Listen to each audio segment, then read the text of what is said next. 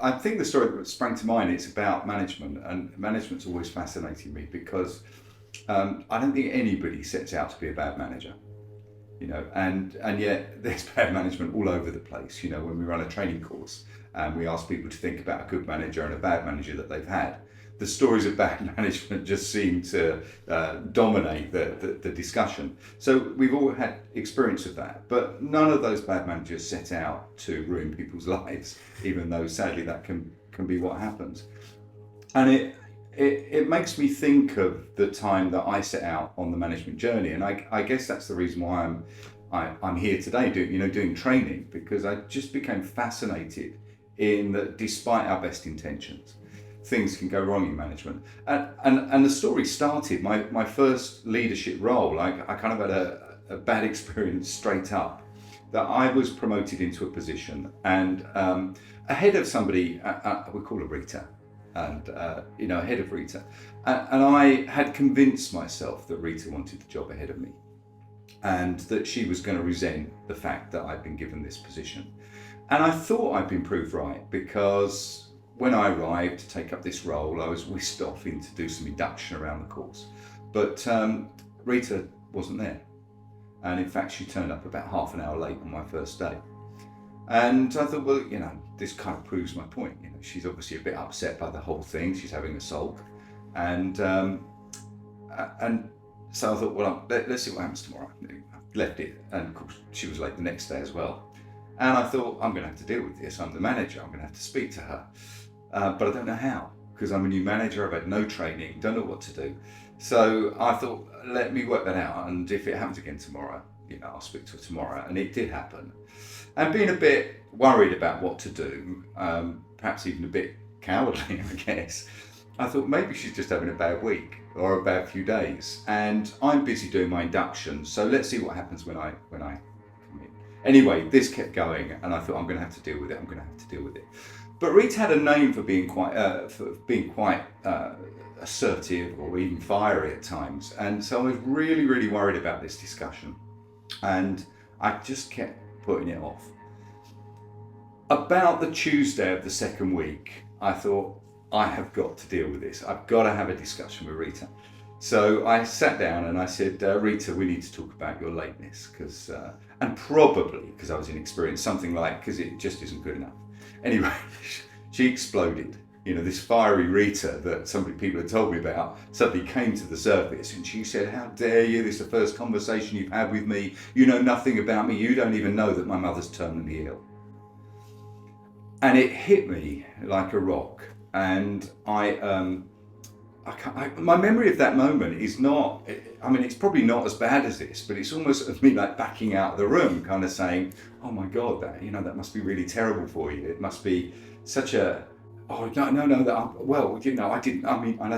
and then just gone, disappearing out the room. I'm not sure it was that bad, but I did want to escape, and I got out and I went to my boss, not sure what to do. I mulled it over. Didn't know what to do, went to my boss and I said, Sue, I think I've just messed up with Rita. I think I've just blown things. And she said, what do you mean? What's this about? And I said, well, I was talking to her about her punctuality. And I'll never forget, Sue said, well, I wonder when you're going to do that. And I said, sorry. She said, she's been late every day since you started. And you haven't spoken to her. I was beginning to think I promoted the wrong person. So now I'm feeling terrible from both ends. And I said, no, you don't understand. Rita's mother's terminally ill. And she said, yeah, so what's the big deal? And I said, what do you mean, what's the big deal? Her mother is terminally ill. And she said, yeah, but her mother's been terminally ill for the last 3.5 years. What's changed? And I said, I don't know. So she said, don't you think you ought to go and find out? And I said, what do you mean? I mean, go back in there kind of thing. And she said, yeah, I think you need to go and find out. And I've often reflected on that because in that moment, I'm a person that I think is pretty good at listening to people, that is pretty empathetic. That's how I would see myself. But in that moment, I didn't listen to Rita at all. I just thought about myself. I thought, I feel awkward. I think I've made a mistake. I need to defend myself. I need to protect myself from this, and just wanted to go. My fight and flight mechanism was, well, the flight bit of it was triggered, and I just wanted to get out there. And I hadn't listened, even though I think I'm a reasonably good listener.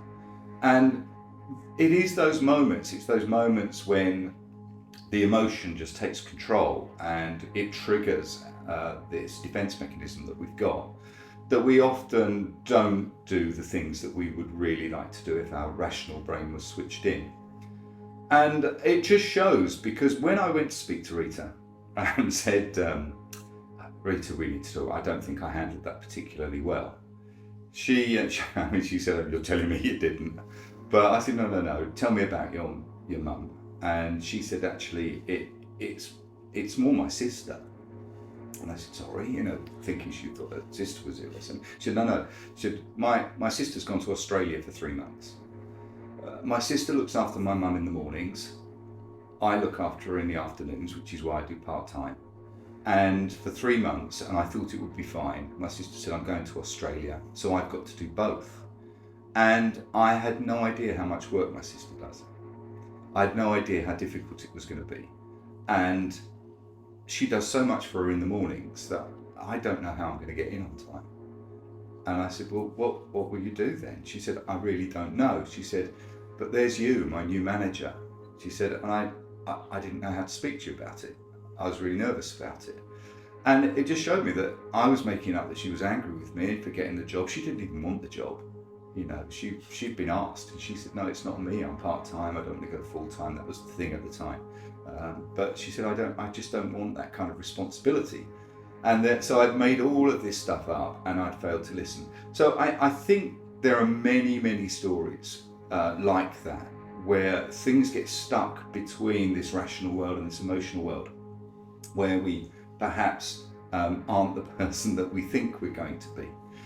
But to be fair to myself, I'd had no training at that point. I didn't know how to deal with those situations. It was a little bit of a threat to me not knowing what to do. So I went back to Sue and said, Sue, I just didn't know what to do when that happened. Can I have some training, please?